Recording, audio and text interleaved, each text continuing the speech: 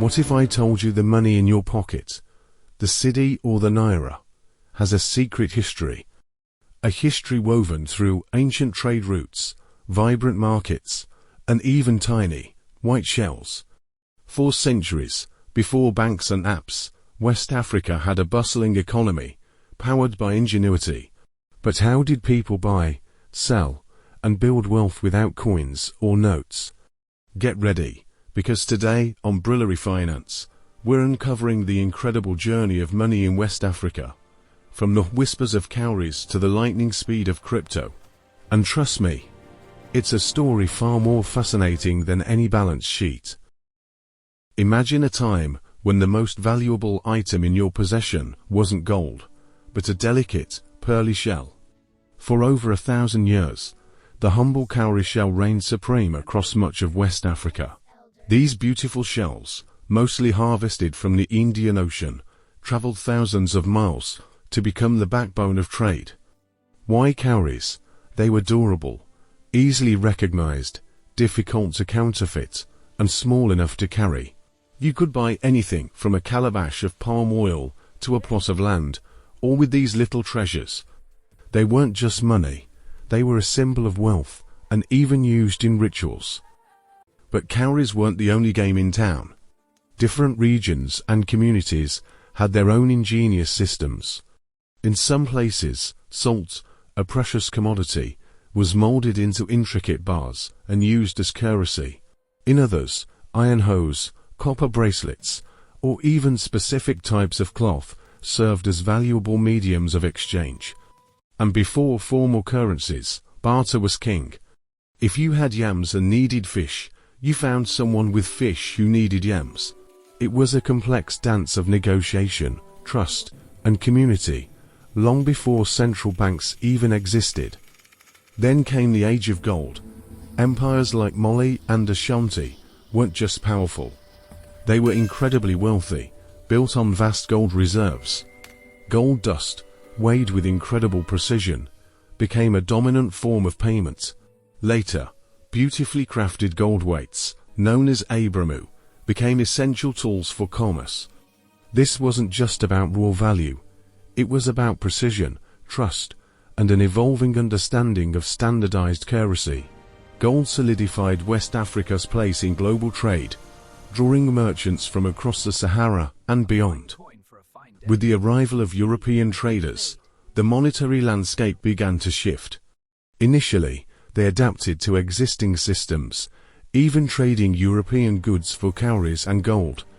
But soon, their own currencies, shillings, pounds, francs, began to circulate. These foreign coins, often seen as symbols of the new colonial powers, slowly started to displace local forms of money. This marked a significant turning point, gradually moving West Africa towards a more centralized, externally influenced monetary system. The biggest shift came with paper money. During the colonial era, various currencies, like the British West African pound and the French West African franc, were introduced. Imagine the skepticism. For centuries, money was tangible, a shell, a piece of metal, gold. Now, it was just a piece of paper, backed by promises from a faraway power. This required a huge leap of faith, but it also brought a new level of standardization and efficiency to transactions across vast territories, paving the way for the modern banking systems we know today. With national currencies came the rise of formal banking. While some early banks existed during colonial times, the post-independence era saw a boom in local and international banks establishing branches. Passbooks, tellers, and physical bank visits became the norm. People learned to trust institutions with their savings, apply for loans, and manage their finances in a structured way. This period was crucial for economic development, allowing for larger investments and a more organized financial system, a far cry from the days of exchanging yams for fish. Then came the revolution, the mobile phone. Forget going to the bank. Suddenly, the bank was in your pocket. Mobile money platforms like M-Pesa in Kenya and later MTN Mobile Money, and others across West Africa, transformed financial access. For millions who never had a bank account, a simple phone became their wallet, allowing them to send money, pay bills, and save. This leapfrogged traditional banking infrastructure, proving that innovation can solve age-old problems of access. And the innovation didn't stop there. Today, West Africa is a global leader in fintech. Apps like OPay, PalmPay, MTN Momo, Piggyvest, Kuda, and RiseVest are not just convenient. They are reshaping how we interact with money. From digital-only banks offering higher interest rates to investment platforms making it easy to buy stocks, these companies are democratizing finance. They are bringing sophisticated tools that were once exclusive to the wealthy directly to your smartphone, empowering a new generation of money managers.